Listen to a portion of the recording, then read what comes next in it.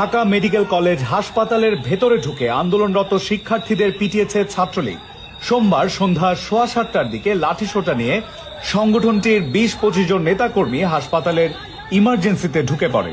এ সময় সেখানে চিকিৎসাধীন আহতদের সঙ্গে থাকা শিক্ষার্থীদের ওপর হামলা করে তারা। অনেকে ভয়ে হাসপাতালের বিভিন্ন কক্ষে আশ্রয় নেন। 7টা 27 মিনিটে ছাত্রলীগ নেতাকর্মীরা হাসপাতাল থেকে বের হয়ে যায়।